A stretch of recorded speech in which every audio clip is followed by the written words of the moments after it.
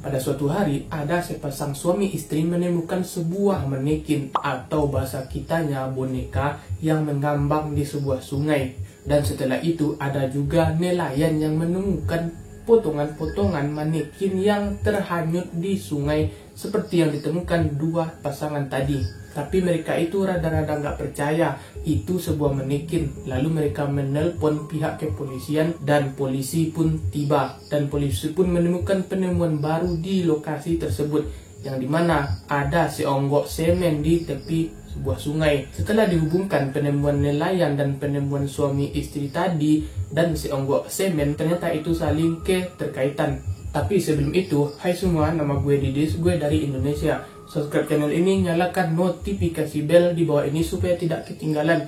Dan share juga, like. Setelah sudah siap, mari kita ke kisah nyata mengerikan untuk episode kali ini.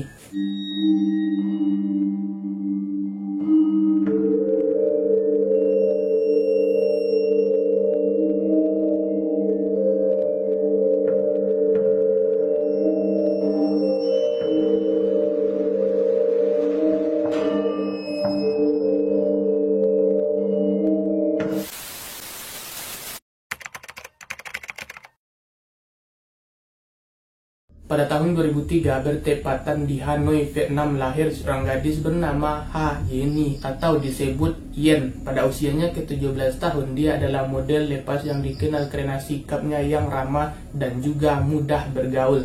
Dan baru-baru ini dia membuat jejak di dunia kecantikan. Jadi pada bulan Januari 2023, ia meraih posisi runner-up kedua dalam kontes bergengsi Miss Vietnam. Di luar pengejaran modelnya, Yen juga seorang mahasiswa di Universitas Teater dan Sinema Hanoi. Ia bermimpi suatu hari pindah ke dunia akting meskipun ia sukses dalam hasratnya di karir modeling. Tapi Yen tidak menyaksikan banyak tonggak penting setelah itu. Meskipun itu hanya beberapa saat yang lalu, ia malah memilih untuk terlibat dalam pekerjaan sukarela, cerminan sifatnya yang peduli pada media sosial pribadinya. Namun dia tetap jadi pribadi, jarang membocorkan detail tentang kehidupan pribadinya. Dia pernah mengungkapkan sebuah kutipan yang mengatakan, "Saya membawa hati yang penuh kasih dalam diri saya, yang menyebarkannya dan menyentuh hati yang penuh kasih lainnya. Saya merasa bersyukur dan menghargai hubungan yang indah dalam hidup ini," kata Yen. Itu memahami pentingnya identifikasi. Lalu Yen bertemu dan menjalani hubungan dengan seorang pria bernama Kan. Lebih singkatnya kita sebut saja sebagai K. K adalah pria berusia 38 tahun yang sudah menikah dengan orang Vietnam juga dan sudah punya anak. Tetapi dia dianggap sebagai pacarnya Yen. Dia bekerja di pabrik ukiran tembaga milik orang tua istrinya. Jadi mengapa dia mempertaruhkan seluruh hidupnya untuk hubungan dengan seorang anak berusia 17 tahun yaitu Yen. Jadi saat mereka pacaran, mereka makan malam bersama malam itu di restoran yang bagus. Kejadian yang tampaknya normal mengingat hubungan intim mereka. Yen telah mengaku sebagai pacarnya sejak awal tahun. Pada makan malam itu normal-normal aja tuh. Tapi malam itu mereka menutupi niat jahatnya. K dengan telah hati-hati mengatur malam itu, memastikan bahwa istri dan anak-anaknya tidak akan berada di apartemen bersama mereka. Di apartemen ini K dan Yen pergi setelah makan suasana yang akrab dan aman, dan disinilah dia akan melaksanakan rencana yang mengerikan selanjutnya. Diketahui bahwa Yen berhutang sejumlah 50 juta FD yang setara dengan kurang lebih 700 juta utang yang gagal dia lunasi. Meskipun dia sudah meminta berulang kali, pertikaian keuangan ini diidentifikasi sebagai faktor kunci yang menyebabkan peristiwa tragis ini. Tindakan K pada malam yang menentukan tanggal 10 Oktober adalah campuran mengerikan dari perencanaan dan pengkhianatan yang dipenuhi dengan kemarahan atas utang yang belum dilunasi. K memilih jalan perhitungan yang menyeramkan daripada konfrontasi langsung baik dirinya dan Yen. K menggunakan kekerasan brutal terhadap Yen yang bersenjatakan pisau pemotong buah.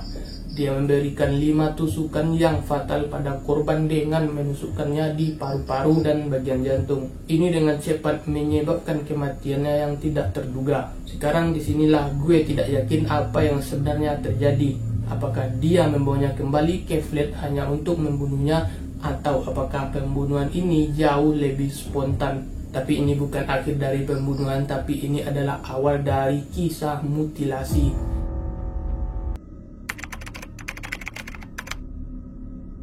Dan dia hanya terbang ke dalam semacam amarah. Tindakan mengerikan itu berlanjut dengan daging mati yang berada di lantai.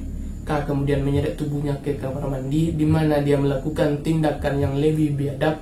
Dia mengambil pisau yang lebih besar dari dapur dan mulai memotong-motong tubuhnya. Tugas yang ditandai dengan ketepatan dan keterpisahan yang mengerikan. Dia memotong menjadi 4 bagian kedua kakinya, badan dan kepala. Setelah menyelesaikan tindakan mengerikan ini, K menempatkan semua bagian tubuh yang dipotong-potong ke dalam kotak busa warna putih. Dia dengan cermat menyegel kotak itu dengan selotip yang berusaha menyembunyikan bukti mengerikan dari kejahatannya. Kisah K mengungkapkan pembuangan bukti yang diperhitungkan dengan sangat mengerikan. Setelah membersihkan apartemen, dia menghubungi perusahaan taksi yaitu Long Beach yang menyewa mobil yang dikendarai oleh seorang pemuda bernama Tuan T.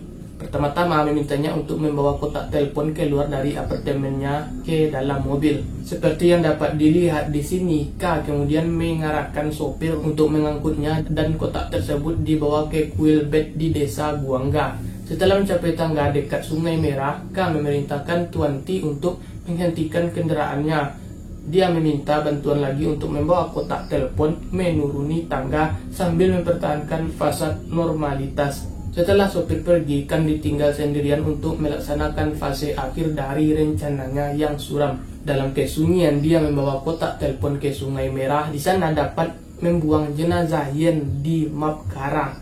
Dia melemparkan kaki dan kepala wanita itu ke dalam sungai sambil mengubur tubuhnya di tepi sungai. Seperti yang dapat dilihat di sini, tindakan ini menandai puncak kejahatan KJK yang mengungkap kedalaman kekejamannya dan mengabaikan kehidupan manusia. Melanjutkan upayanya untuk menutupi kejahatannya, dapat memanggil pengemudi Tuan T untuk perjalanan lainnya. Kali ini kembali ke apartemennya setelah mencapai kedamaiannya, dapat membawa sepeda motornya ke jembatan Pontan. Di sana dia membuang 2 ponsel Yen ke Sungai Merah dan menghapus jejak digital potensial. Dia kemudian menyembunyikan tas tangan dan sandal wanita itu di sebuah rumah kos di desa 2 Komune Batran. Itu semakin menjauhkan bukti dari tempat kejadian perkara. Lalu pada tanggal 12 Oktober dia dihantui oleh rasa takut akan penemuan itu. Lalu K membeli sejumlah besar semen yang dimaksud untuk menyembunyikan tubuh Yen dengan lebih efektif. Dia mendekati tempat pemakaman, tapi dia terhalang oleh kerumunan besar yang memaksanya untuk membatalkan rencananya untuk sementara waktu. Namun itu tidak terpengaruh. Dia dapat kembali keesokan paginya lalu menuangkan semen di atas area tempat dia mengubur tubuh Yen, yakni di tepi sungai, dalam upaya putus asa untuk menguburkan tindakan mengerikannya tadi.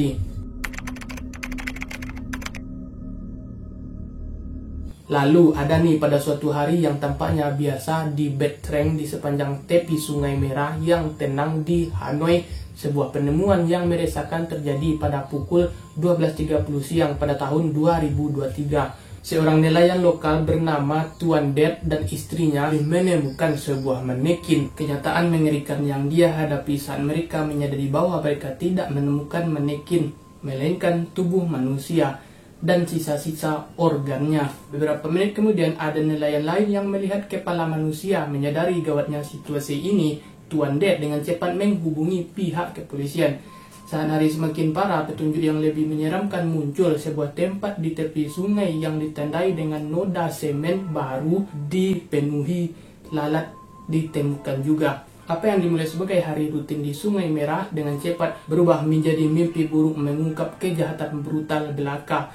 Ini semakin mengerikan karena benar-benar tampak seperti datang tiba-tiba dan kemudian meningkat menjadi kebrutalan yang hampir tidak dapat dipercaya. Lalu setelah dilaporkan, polisi pun tiba di TKP di tempat kejadian perkara. Tim khusus melakukan pemeriksaan forensik terhadap mayat itu. Ya, benar saja, mayat itu adalah Yen. Itu adalah pemandangan yang mengerikan dengan korban ditemukan terpotong-potong menjadi beberapa bagian. Polisi melalui penyelidikan mereka di tempat kejadian perkara menetapkan bahwa mayat itu adalah seorang wanita berusia sekitar 20 tahun.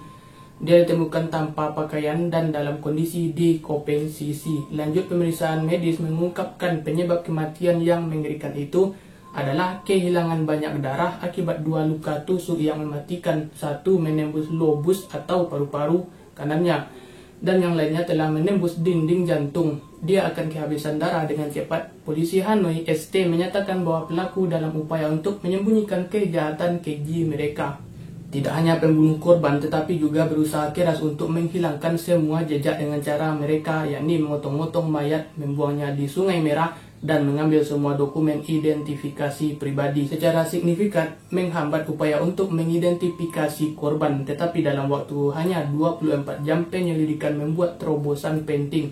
Korban diidentifikasi sebagai Tado Kan. Swift dalam memecahkan kasus penyelidikan sangatlah hebat. Segera mulai bekerja dengan identitasnya yang dikonfirmasi, mereka mulai menyatukan hubungan Yen untuk mempersempit tersangka.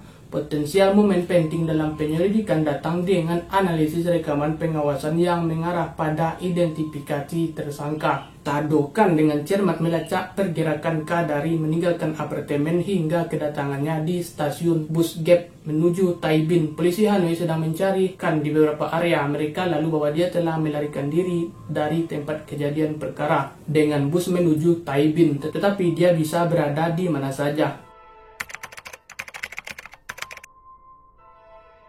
Dan bagaimana hal-hal menjadi begitu buruk, dengan cepat para petugas membagikan foto dan informasi tentang tersangka kepada The Berggetes, mengambil tindakan untuk mencegah kemungkinan K melarikan diri dari negara itu. Beratnya kasus ini mendorong mobilisasi ratusan petugas polisi Hanoi, sebuah bukti dari upaya ekstensif yang diinvestigasi untuk membawa pelaku ke pengadilan. Pada malam hari tanggal 14 Oktober, pihak berwenang menemukan K di kediamannya di Komune Dongta di Provinsi di Tain dalam upaya terkoordinasi. Polisi Hanoi dan polisi Provinsi Tin dengan cermat merencanakan penangkapan K. Tujuan utama mereka adalah untuk memastikan keselamatan tim mereka dan menyelamatkan nyawa K. Untuk menyelidiki lebih lanjut operasi penangkapan menghadapi momen menegangkan ketika setelah memasuki rumah K, tim polisi menemukannya dalam keadaan panik bersembunyi di bawah tempat tidur dan bersenjatakan pisau. K lalu menusuk dirinya sendiri di leher, dada, dan perut. Tindakan cepat diperlukan untuk menyelamatkan hidupnya, dan dia lalu dilarikan ke rumah sakit di mana tersangka pulih saat di rumah sakit. Dia mengakui telah memotong-motong tubuhnya. Lalu pada bulan Oktober 2023, setelah mengetahui bahwa polisi telah mengungkap kejahatan tersebut, K menyadari jaringan penutup melarikan diri ke Tain Bin dengan bus menandai dimulainya pelariannya dari hukum. Meskipun itu tidak berlangsung lama dan dia segera ditangkap saat berada di bawah tempat tidurnya. Pada tanggal 16 Oktober, polisi kota Hanoi mendakwa T2 Kan atas pembunuhan. Pihak berwenang masih menyelidiki dan mengklarifikasi apakah Kan melakukan tindakan berlebihan seperti perampokan atau memaksakan diri. Pengacara Kan, Tran Ho Fu, direktur firma hukum AEC, memberikan penilaian yang tajam atas nasib buruk tersangka K. Dia menunjukkan bahwa itu adalah pembunuhan berdarah dingin yang memenuhi syarat untuk hukuman paling berat. Menurut hukumannya adalah hukuman mati. Dia menggambarkan perilaku K sebagai hooliganisme dan biadab yang jelas merupakan kejahatan pembunuhan. Dia yakin K menghadapi akibat hukum yang berat atas tindakan kejinya. Lalu satu pertanyaan bagi gue dan kalian yang nonton video ini adalah, apakah supir taksi Tuan T terlibat secara kriminal dalam pembuangan mayat Yen? Apakah dia tahu apa yang ada di dalam kotak atau apakah dia hanya melakukan pekerjaannya saja? Gue harap itu akan terungkap seiring perkembangan kasus ini. Jadi terima kasih telah menonton, sampai jumpa di lain waktu dan see you on the next video. Sorry guys, agak sibuk karena gue syutingnya siang, jadi banyak suara-suara yang tidak diundang masuk ke dalam video gue. Dan sekian, terima kasih.